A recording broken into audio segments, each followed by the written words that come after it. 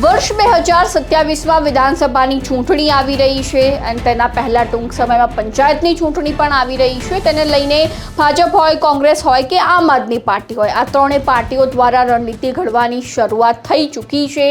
સ્થાનિક કક્ષાએ આ પાર્ટીઓ એક્ટિવ જોવા મળી રહી છે, જેમાં પહેલાં તો કોંગ્રેસ દ્વારા જનાક્રોશ રેલીનું આયોજન કરી દેવામાં આવ્યું છે. બીજી બાજુ આમ આદમી પાર્ટીના પ્રદેશ પ્રમુખ એવા યશુદાન ગઢવી દ્વારા એક મોટું નિવેદન સામે આવ્યું છે. તે મુદ્દે ચર્ચા કરીશું આજે આ વિડીયોમાં. નમસ્કાર, સ્વાગત છે આપનું ક્રાંતિ માર્ગમાં. હું છું મિક્ષુ ઠક્કર આપણી સાથે.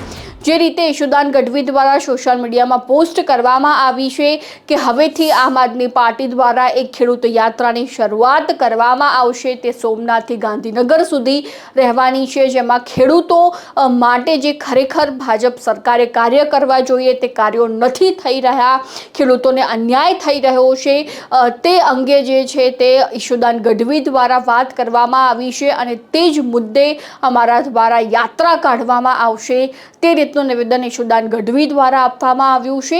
પરંતુ સૌથી મોટો પ્રશ્ન હાલમાં એ ઉઠી રહ્યો છે કે આમ આદમી પાર્ટીના ખેડૂત નેતા, લડાયક નેતા રાજુ કરપડાના ગયા બાદ જે છે તે આમ આદમી પાર્ટી હવે સક્રિય થઈ ચૂકી છે અને ખાસ કરીને ખેડૂતોને ટાર્ગેટ કરી રહી છે, કારણ કે તેમનો ખેડૂત નેતા તરીકેનો એક મુખ્ય ચહેરો જે હવે ક્યાંક પક્ષ પલટો કરીને અન્ય કોઈ પાર્ટીમાં જોડાવાનો છે, તો તે વચ્ચે જ્યારે ખેડૂતો આમ આદમી પાર્ટીમાંથી તેમનું આકર્ષણ ઓછું ન થાય, તે આમ આદમી પાર્ટીના મતદારો બની રહે અને કેટલાક મતદારો જે અન્ય પાર્ટીના છે તે પણ આકર્ષાય, તેના માટે આમ આદમી પાર્ટી દ્વારા આ સમગ્ર યાત્રાનું આયોજન કરવામાં આવ્યું હોય તે રીતની ચર્ચાઓ શરૂ થઈ ચૂકી છે.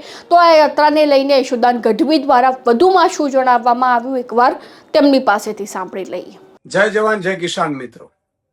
મિત્રો, ખેડૂતોના અઢળક પ્રશ્નો છે જે 30 વર્ષથી ભાજપ સરકારે સોલ્યુશન નથી લાવી.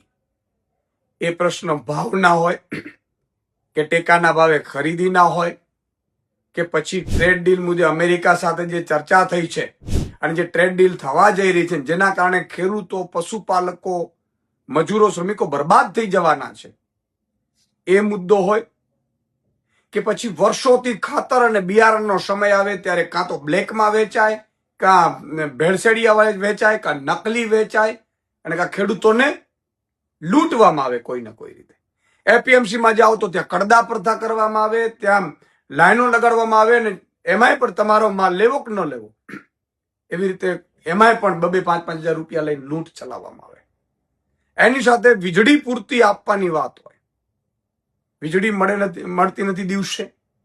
આ બધા મુદ્દાઓને લઈને, ખેડૂતો, મજૂરો, શ્રમિકોના મુદ્દાઓને લઈને આમ આદમી પાર્ટી માનનીય શ્રી પ્રવીણભાઈ રામની આગેવાનીમાં આવતીકાલથી સોમનાથથી યાત્રા શરૂ કરી રહી છે.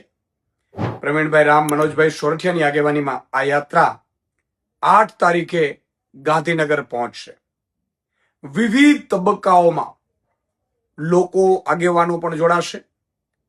હું કાલે સોમનાથથી આ યાત્રાનું પ્રસ્થાન કરાવડાવું છું અને આ યાત્રા પૂરી થતાની સાથે માનનીય અરવિંદ કેજરીવાલજી પણ, ભગવત માન સાહેબ પણ પધારશે. તો ખેડૂતોના મુદ્દે આ યાત્રા સતત ખેડૂતોની વચ્ચે રહેવાની છે. તો હું બધાને વિનંતી કરું છું, તમામ આગેવાનોને, ખેડૂત સંસ્થાઓને, ગામડાઓના તમામ લોકોને, જે ખેડૂત છે, સાચા શ્રમિક છે, મજૂર છે, ભાગિયા છે, એ લોકોને વિનંતી કરું છું કે વધારેમાં વધારે તમે જોડાજો. આ યાત્રામાં તમે જોડાશો તો 2 ફાયદા નક્કી થશે.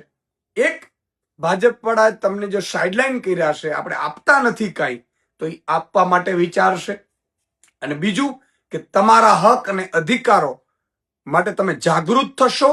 અમેરિકા અને ભારત વચ્ચે શું ટ્રેડ ડીલ થઈ રહી છે, એનાથી શું નુકસાન થવાનું છે આપણે, એના વિશે પણ તમે માહિતગાર થશો. એટલે તમામ લોકોને વિનંતી કરું છું, પક્ષાપક્ષી ભૂલીને આમ આદમી પાર્ટી ખેડૂતોના મુદ્દે લડી રહી છે, એટલે એમાં પક્ષાપક્ષી ભૂલીને ખેડૂતોના હિતની વાત સાથે સિંચાઈની કેટલા બધા પ્રશ્નો છે, હાઈ ટેન્શન લાઇનના પ્રશ્નો છે, બેફામપણે હાઈ ટેન્શન લાઇન નાખી ખેડૂતોને વળતર નથી આપતા એ મુદ્દો છે, પોલીસને આગળ કરી અને સંપાદનમાં ગડબડો કરે છે એ મુદ્દો છે, આ તમામ પ્રમોલ્ગેશનનો મુદ્દો છે. આ બધા મુદ્દાઓને લઈને આ યાત્રા છે. તો તમારા ઘરે જો તમને સમસ્યા હોય તો આ યાત્રામાં જોડાજો. આખું આમ આદમી પાર્ટીના સોશિયલ મીડિયા પ્લેટફોર્મ ઉપર યાત્રા ક્યાં જવાની છે, ક્યારે ક્યાં પહોંચશે આ બધી વિગતો પણ મૂકવાની હશે. તો તમામને હાથ જોડીને વિનંતી કરું છું, સોમનાથથી શરૂ થનાર આ ખેડૂત યાત્રા કિસાન બચાવો, બરાબર છે, એ યાત્રા માં આપ સૌ જોડાજો એવી વિનંતી છે.